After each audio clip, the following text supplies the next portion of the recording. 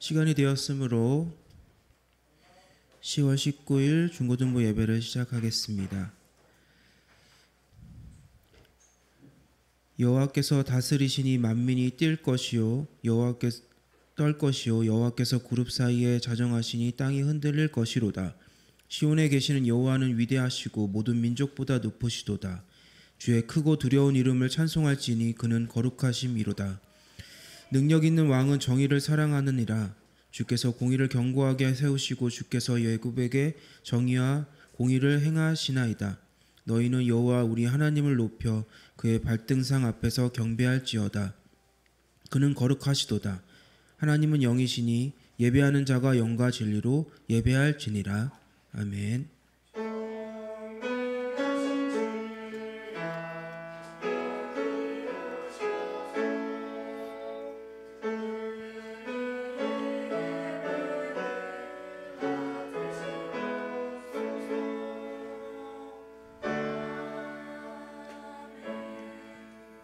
사도신경으로 신앙 고백하겠습니다.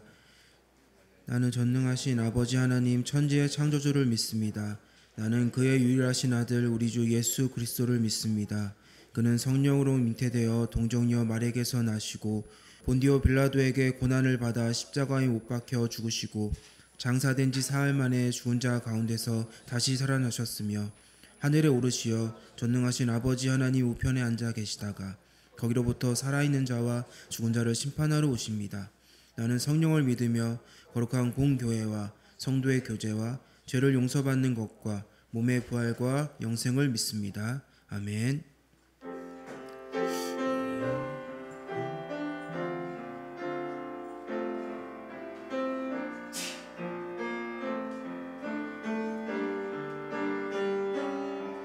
우리 모두 예배하는 자 되어 온전히 영과 진리로 주를 예배하자. 주가 우리와 함께 영원히 함께 하시고 마르지 않는 샘물로 우릴 채우시리라. 모두 예배하는 자 되어 온전히 영과 진리로 주를 예배하자. 주가 우리와 함께 영원히 함께 하시고 마르지 않는 샘물로 우릴 채우시리라. 우리를 대표해서 이주원 학생 나오셔서 기도해 주시겠습니다.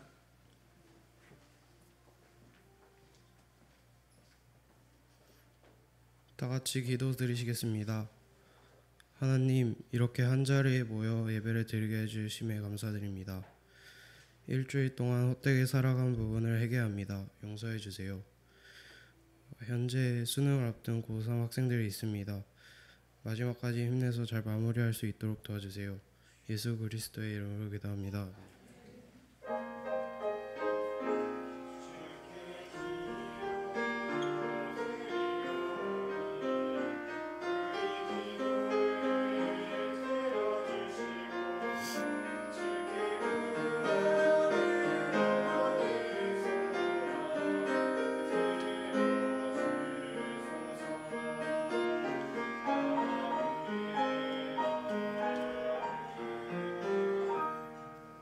같이 주님 주신 말씀 읽도록 하겠습니다.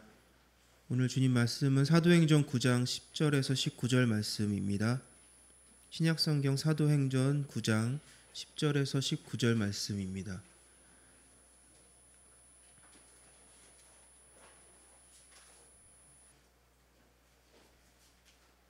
가지신 성경책 160쪽입니다. 다 찾으셨으면 같이 한 절씩 교독하겠습니다. 그때 다메섹에는 아나리아라는 제자가 있었습니다. 주께서 환상 가운데 아나니아야 하고 부르셨습니다. 그가 예 주여 라고 대답하자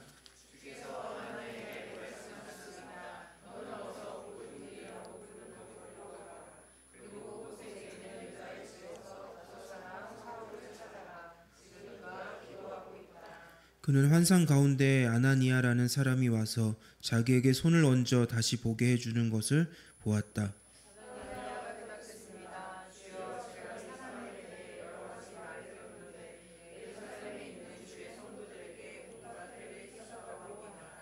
그리고 그는 대제사장들로부터 권한을 받아 주의 이름을 부르는 사람들을 모두 잡아가려고 여기에 왔다고 합니다.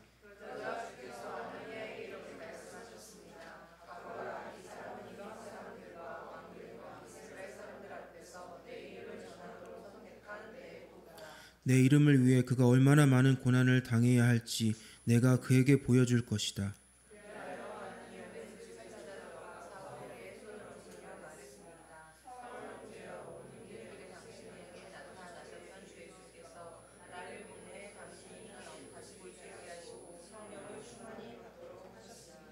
그러자 즉시 사울의 눈에서 비늘 같은 것이 떨어져 나가더니 그가 다시 볼 수 있게 됐습니다. 그리고 그는 일어나 세례를 받은 후 다 같이 읽겠습니다. 음식을 먹고 기운을 되찾았습니다. 다메섹과 예루살렘에서 함께 지냈습니다. 아멘. 함께 하시는 주 제목으로 유빌라테 찬양대 찬양 들으신 후에 하나님의 약속을 위해 세우신 바울이라는 제목으로 말씀 듣도록 하겠습니다.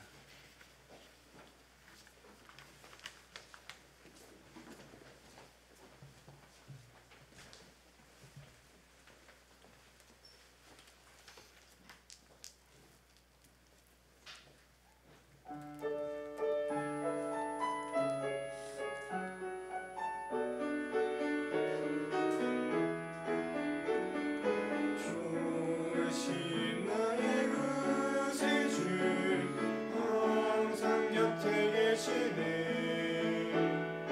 내 모습 있는 그대로 고이 품어주시네. 찬송하고 찬송하세 임마누엘 함께 하시네. 찬송하고 찬송하세 주가 동행해 주시네.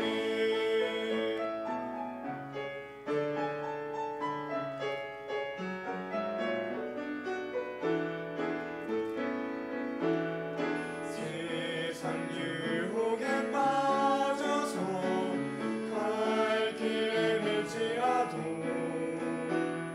주 예수 나를 세우사 걸어가게 하시네.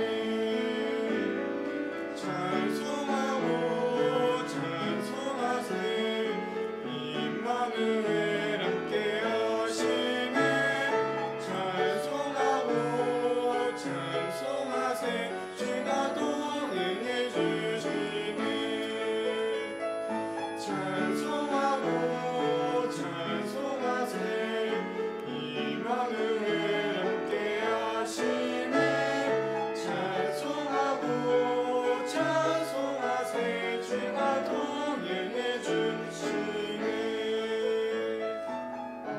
어디든지 주의 계시 따라가겠네. 주의 손을 잡고 나갈 때 두려움 사라지네. 찬송하고 찬송하세 임마누엘 함께 하시네. 찬송하고 찬송하세 주가 동행해 주시네. 세상 끝나는 날까지 영원히 함께 하시네.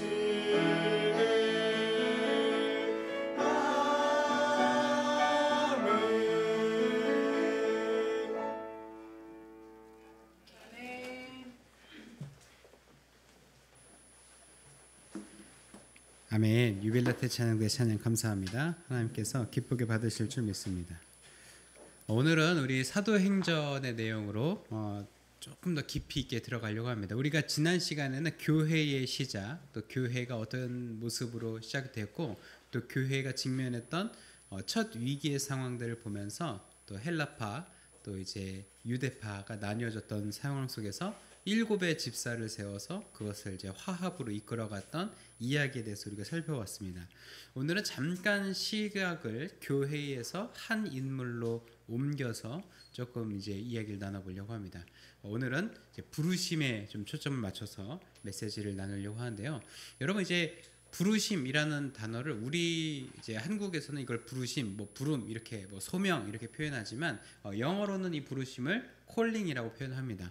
근데 콜링이라고 하는 표현이 저희 언어권에서는 뭐 부르심 이렇게 일반적으로는 번역이 되지만 구글이나 그냥 일반적인 포털에서 콜링을 검색을 하면은 보통 이 전화 통화하는 통화하다라는 이제 통화하는 이런 거로 이제 번역이 된다는 거죠.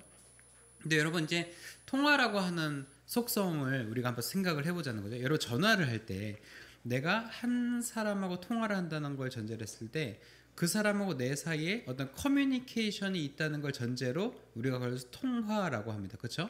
근데 일방적으로 이렇게 그 이제 원웨이죠. 원웨이로 이렇게 메시지가 오간다면 그걸 우리가 통화라고 하나요?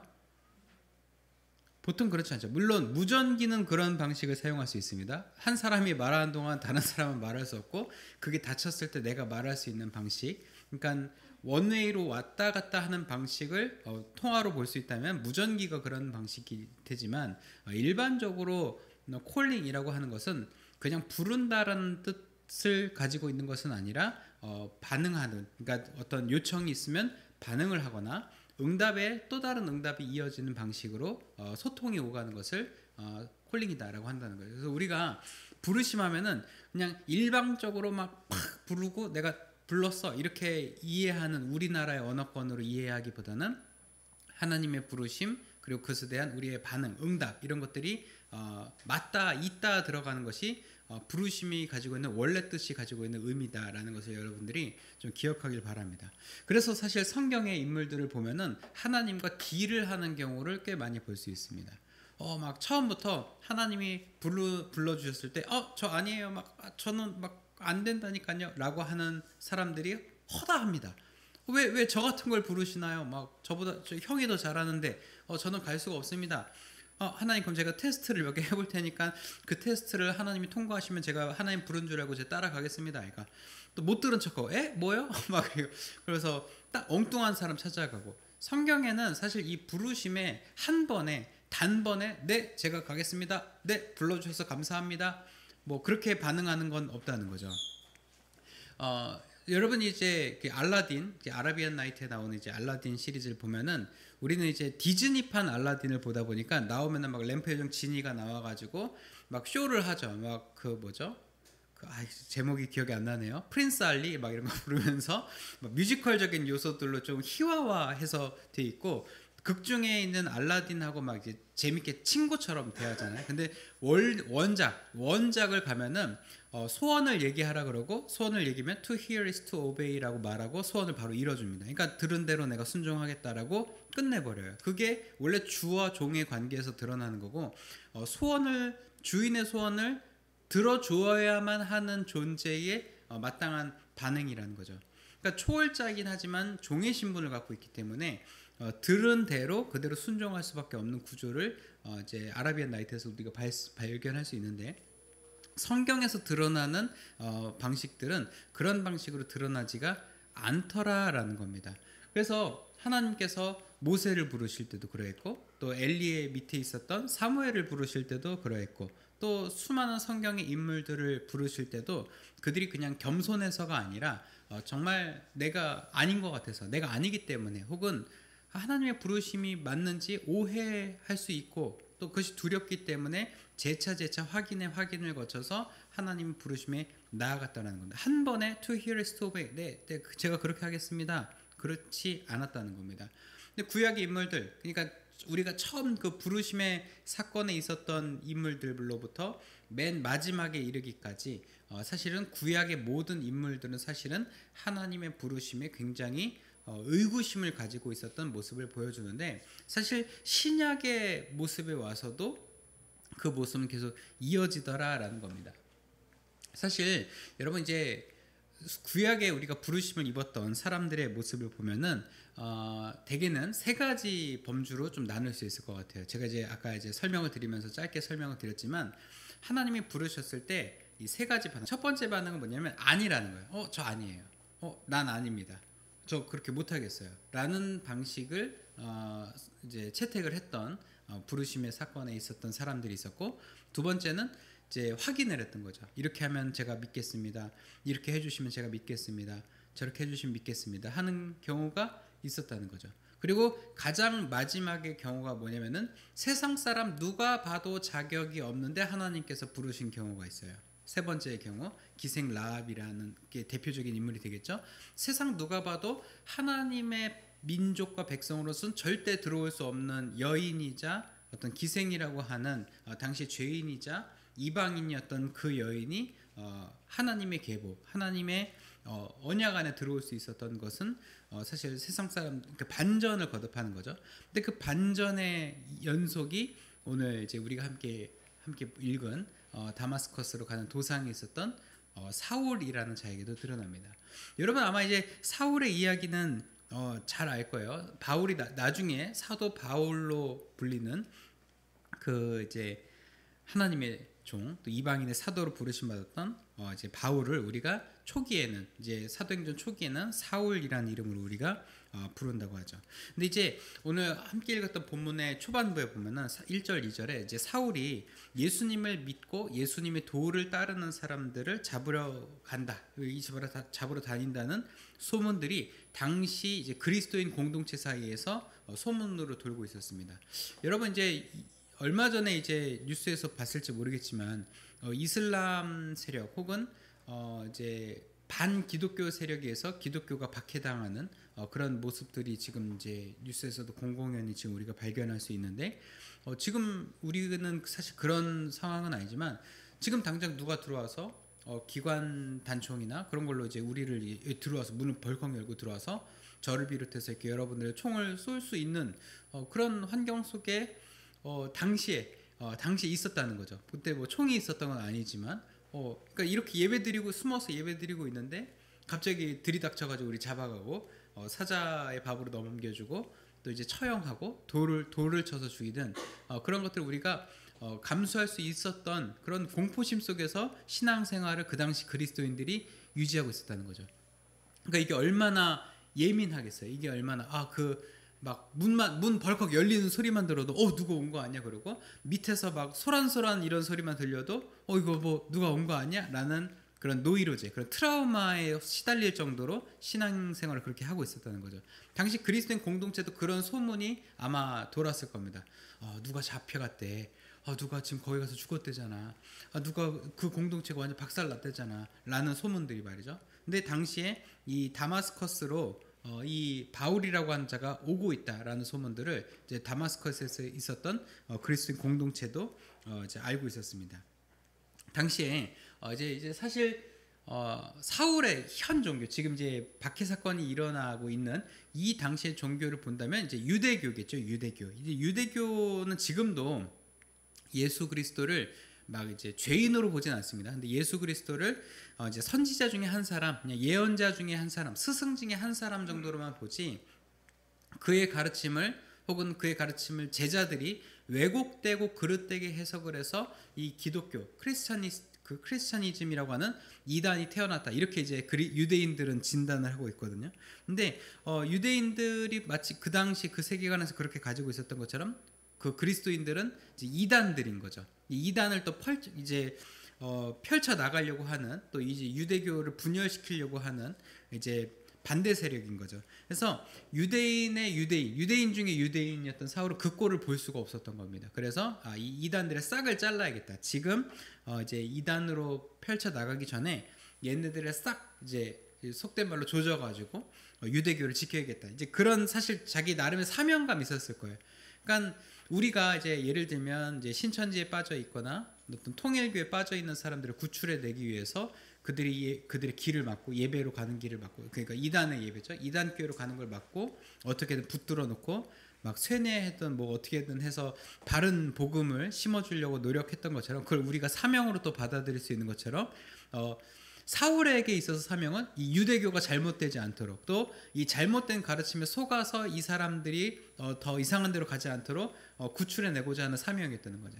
우리가 여기서 오해하면 안 되는 게, 사울이 그렇게 잔인했던 사람인가, 사울이 그렇게 극악무도했던 사람인가, 그게 아니라는 거예요. 사울은 성향은 너무너무 하나님을 사랑하는 사람이세요. 유대교를 사랑한 것, 유대교를 이제 믿었던 것처럼 여호와 하나님을 너무너무 사랑했는데, 단지 그리스도가 하나님의 아들인 것을 알지 못했고, 또 그리스도가 하나님의 아들일 리가 없다라고 생각했던 사람이었다는 거죠.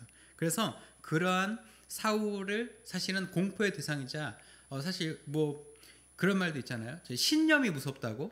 그런 신념을 가진 사람을 감히 이겨낼 수가 없어요. 설득이 안 되는 거죠. 설득이 안 되는 그 사람을. 근데 그러한 사울을 만나 주신 사건이 바로 오늘 다마스커스, 다메섹으로 가는 길에서 일어납니다.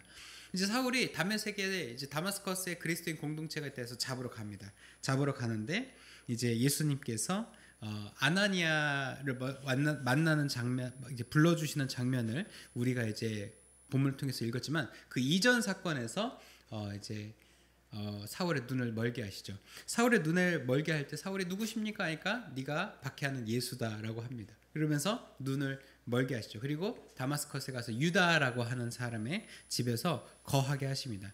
여러분, 이때 사울의 마음이 어땠을까요? 이 사울의 이 눈을 멀고 정말 아무것도 보지 못해서, 앞이 보이지 않아서 다른 사람의 손에 이제 부축해서 그 다마스커스로 가는 시간 동안, 그리고 힘들게 그 유다의 집에 거하는 동안, 또 3일 동안 먹지 못했다 성경은 기록하고 있는데, 그 상황 동안 사울의 마음이 어땠을까요?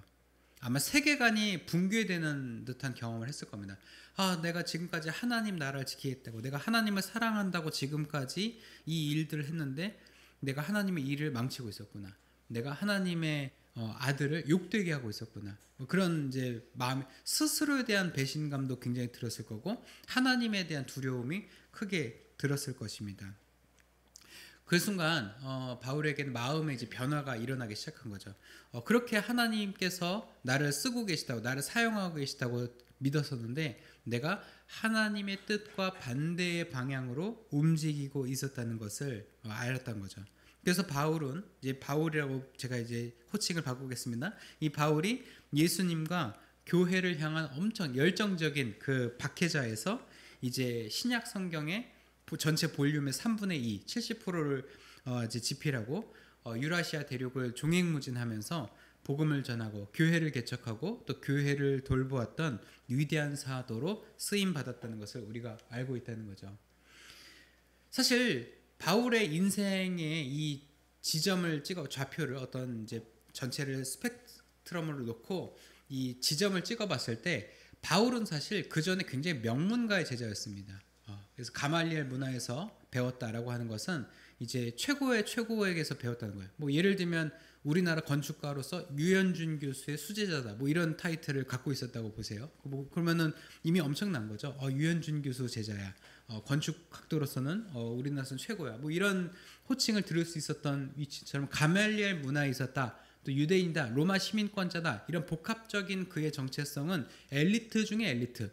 정말 세상에서 두려울 것이 없는 자였습니다. 근데 그러한 자가 그 뒤에 이 이후에 보여지는 모습은 철저히 혼자, 철저히 외톨이 같이 살아가는 모습이라는 거죠. 늘 혼자였고, 늘 언제 죽을지 몰랐고, 늘 내쫓김 당하고 돌에 맞고, 함께 가던 사람들도 바울이 너무 위험해 보이고 위태로워 보여서 떠나가기도 하고, 항상 늘 함께였고 항상 늘 나의 죽음을 예고했던 그러한 바울의 모습을 우리가 보게 되는 겁니다. 바울은 본래 사도도 아니었고 그리스도인도 아니었죠. 그렇기 때문에 더더욱 그리스도인 공동체에서도 환영받지 못했고, 사도들 가운데서도 환영받지 못했습니다. 이런 놀림이 됐겠죠. 네가 예수를 전한다고 네 예수님 한 번이라도 만난 적 있어? 너 예수님 실물도 한 번도 못 봤으면서 어떻게 네가 예수님의 제자라고 사도라고 그러냐? 너 지금까지 박해한 그리스도인과 교회가 몇 개냐? 근데 네가 어떻게 교회를 세운다고 하냐? 난리도 난리다 라고 지탄을 받았을 거라는 거죠. 그런데 사울이 바울이 된 것처럼, 또 구약의 수많은 사람들이 자격이 되지 않음에도 불구하고 하나님의 강권적인 부르심 앞에 그들이 나아갔던 것처럼, 바울은 그것을 자신의 사명으로 알고 나아가게 되었습니다. 여러분 바울의 마지막 장면을 제가 작년에 한번 말씀드렸죠. 이제 이탈리아 로마에 가면 세 분수 교회 세 분수예요. 트리 그 파운테인스예요. 그 이름이. 근데 이제 세 분수 교회 트리 파운테인스를 가면은 이제 교회 안인데 오른쪽부터 이제 오른쪽이 시작점입니다. 이제 분수가 세 개가 있어요. 그리고 이제 이 계단으로 내려가는 방식으로 이제 사실은 이게 내리막으로 돼 있었던 곳에 이제 털을 다져가지고 교회 예배당으로 세운 거죠.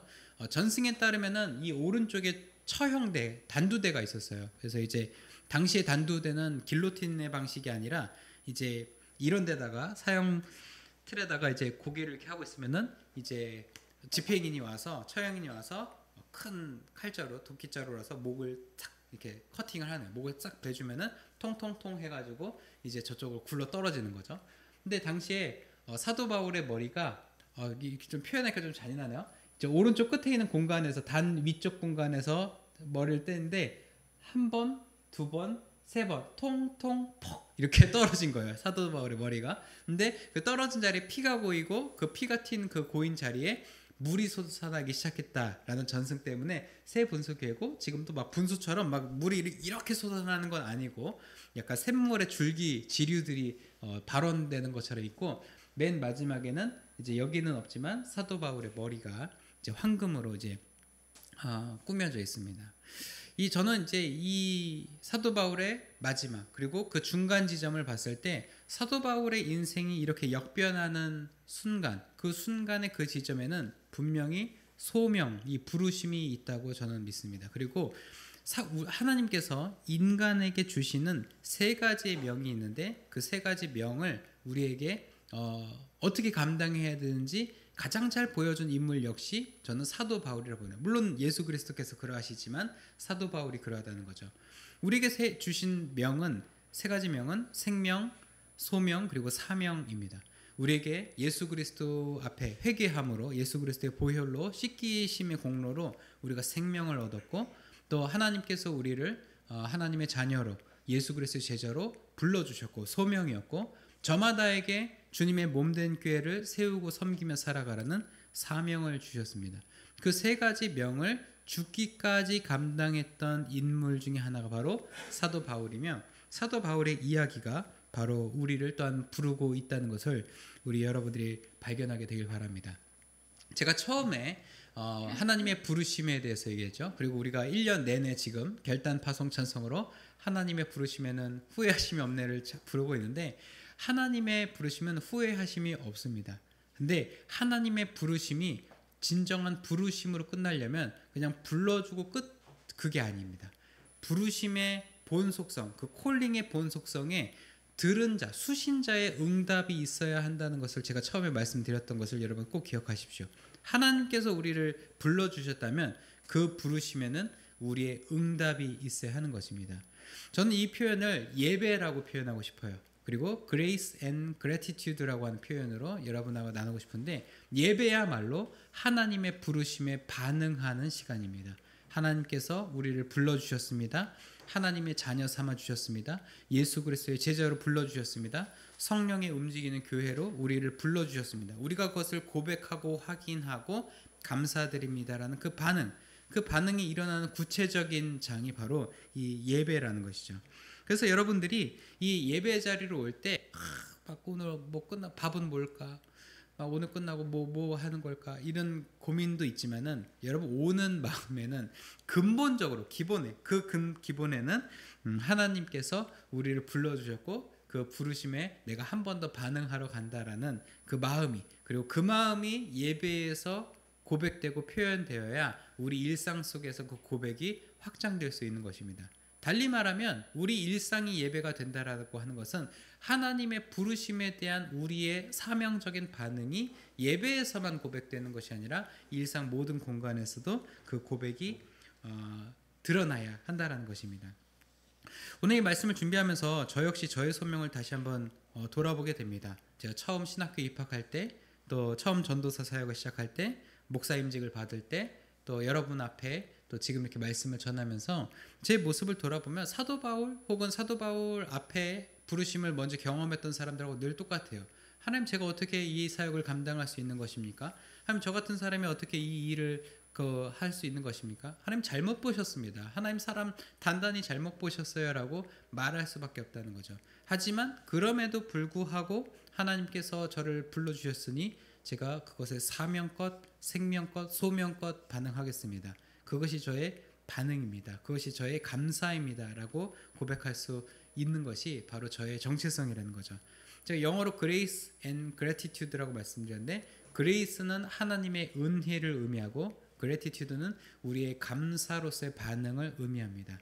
이제 우리가 다음 달이 되면 추수감사 절기가 시작이 돼요. 그리고 감사의 절기가 이미 시작이 되었는데, 여러분들이 오늘 말씀을 듣고 두 가지 마음이 분명히 마음속에 자리 잡길 원합니다. 그것이 무엇이냐면 하나님께서 우리를 분명히 부르셨다는 겁니다. 하지만 부르심은 우리가 반응해야 진정으로 완성이 되는 거예요. 그러니까 하나님의 부르심을 그냥 무전기 수신하듯이 막 이렇게 얘기하셨네 끝으로 하지 않고 실시간 커뮤니케이션처럼 진짜 통화를 나누는 것처럼 그 하나님의 부르심이 왔다가 끊어지는 게 아니라 와서 우리의 반응으로 완성될 수 있도록 해야 할 것입니다. 그리고 두 번째, 그것이 우리가 예배자로서 또 삶의 예배자로서 또한 일상 속에서 은혜에 감사하는 자로서 우리가 마땅히 반응해야 할 고백인 것입니다. 그래서 저와 여러분이 이 사도 바울처럼 차마 감당하지 못할 일들, 차마 감당하기 그 어려운 일도 나를 부르심의 감사의 고백으로 감당했던 것처럼 여러분에게 각자에게 주어진 부르심과 사명을 끝까지 감당해내는 또 저와 여러분 되길 바랍니다. 우리 감사 함께 찬양하면서 우리 말씀 또 다지도록 하겠습니다.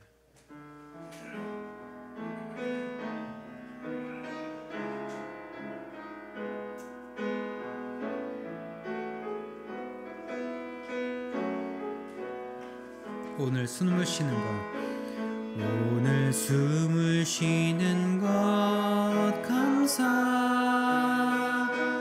나를 구원하신 것 감사,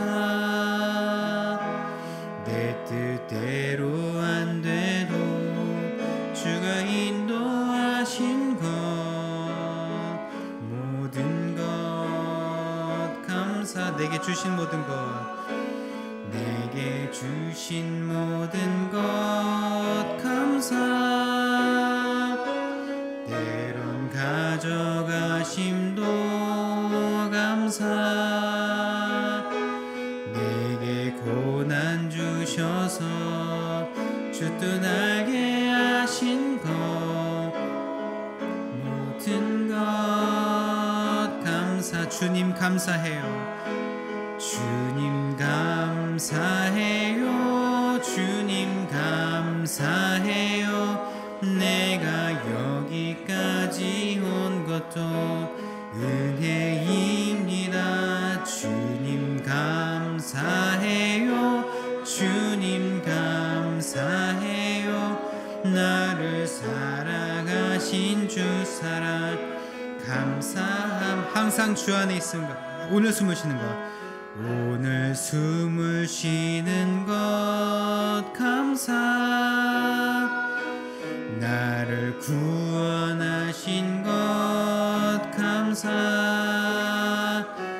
내 뜻대로 안 돼도 주가 인도하신 것 모든 것 감사. 우리 2절 하겠습니다. 항상 주 안에 있음, 항상 주 안에 있음 감사,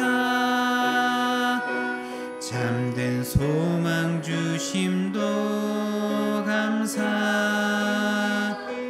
나 같은 사람도 자녀 삼아 주신 것 모든 것 감사. 주님 감사해요. 주님 감사해요. 주님 감사해요. 내가 여기까지 온 것도 은혜입니다. 주님 감사해요. 주님 감사해요. 나를 사랑하신 하신 주 사랑 감사합니다. 우리 함께 이 시간 기도할 때에 하나님 오늘 말씀을 통해서 우리를 향하신 하나님의 부르심을 다시금 발견합니다.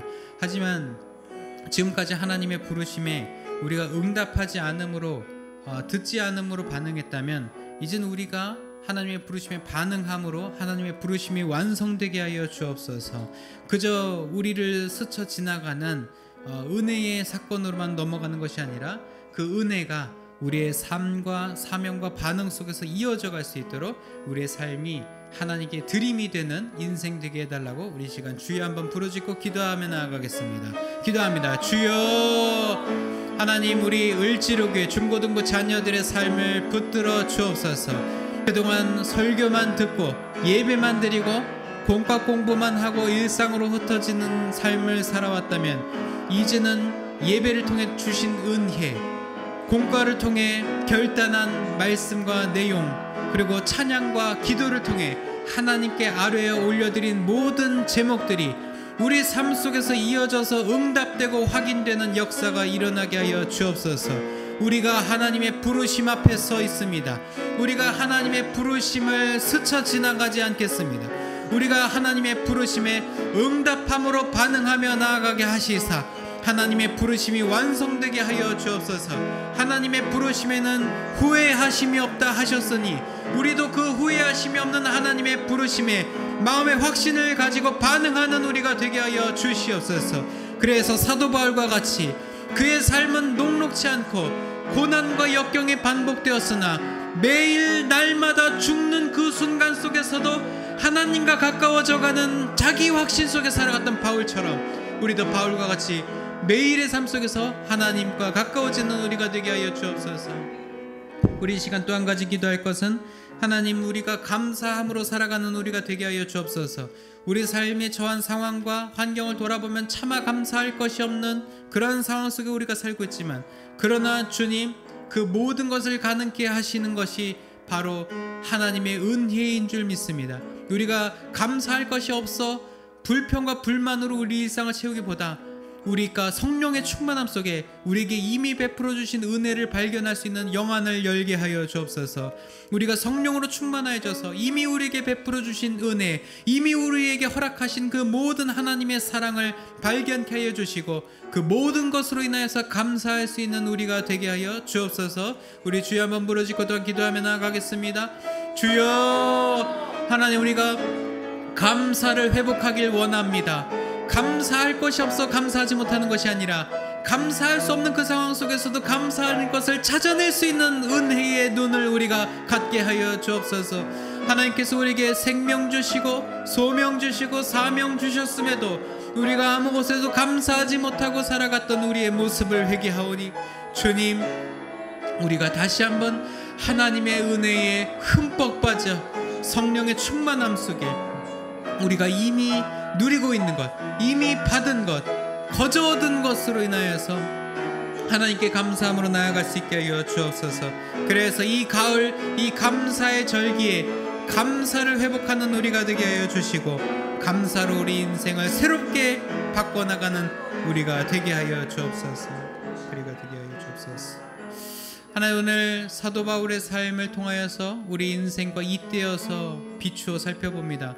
사도 바울이 그 이전까지는 평안과 자기 자신감과 자기 확신 속에 날마다 살아오다가도 예수 그리스도를 체험하고 주님의 종되고 이방인의 사도된 이유로서는 비록 그 인생길이 쉽지 않고 고단하고 죽을 위기에 수없이 처하는 상황이었지만 하나님의 부르심에 반응하며 살아간다는 것으로 인하여서 감사하며 자기 확신 속에 살아갔던 것처럼 우리 또한 상황은 사도 바울과 똑같진 않지만 지금까지의 모든 상황과 또 여건과 녹록지 않은 그 순간 속에서 감사할 것이 없어 우리가 이미 받은 것이 없어서 하나님께 차마 감사하지 못했던 인생에서 이제는 시선을 돌이켜 여전히 그 인생 속에서 녹록지 않음과 갈등과 고난들이 지속되더라도 우리가 이미 받은 것, 우리에게 이미 주신 것, 성령의 은총 속의 것을 발견할 수 있게 하시사 우리의 매일매일 하루하루의 삶을 감사로 채워나가는 우리가 되게 하여 주옵소서.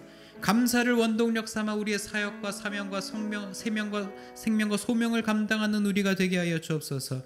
그래서 우리 을지로교의 모든 우리 중고등부 공동체와 교사들, 하나님께서 불러주신 그 부르심에 반응하며 매일의 삶 속에서 하나님의 은혜를 고백하고 간증하며 살아가는 우리 모두가 되게 하여 주옵소서. 우리 그러한 삶을 결단하며 우리 삶의 소득의 일부를 구별해 하나님께 드립니다.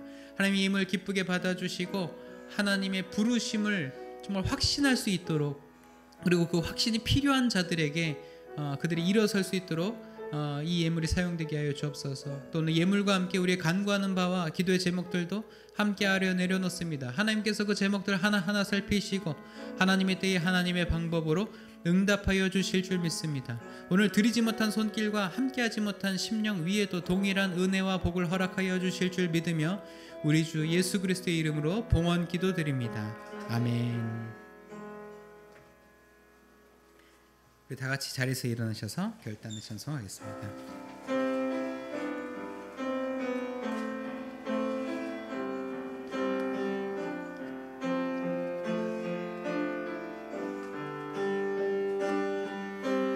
나의 평생에 가장 큰 일은 난 예수님을 만난 것이라.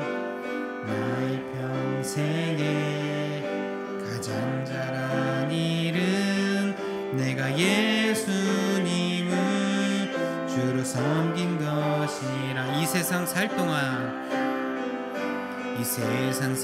동안 내가 걷는 길이 때론 험하여서 넘어질 때도 주의 강한 손이 나를 붙드시니 나는 예수님을 주를 섬기며 살리. 나는 주를 섬기는 것에 후회가 없습니다. 내가 걸어온 모든 시간 다 주의 은혜니 내가 걸어갈 모든 날도 주만 섬기며 살리. 오직 예수 이름 부르며 살아가리라. 이것이 나의 간증이요, 이것이 나의 찬송일세. 나 사는 동안 끊임없이 구주를 찬송하리. 이것이 나의 간증이요, 이것이 나의 간증이요, 이것이 나의 찬송일세. 나 사는 동안 끊임없이 구주를 찬송하리로다.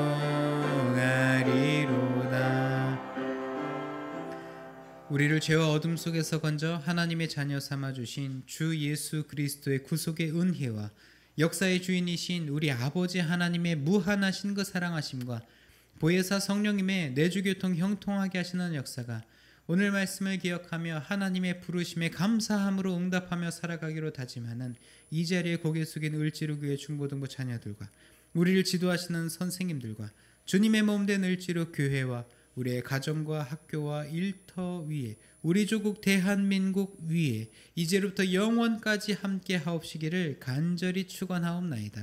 아멘.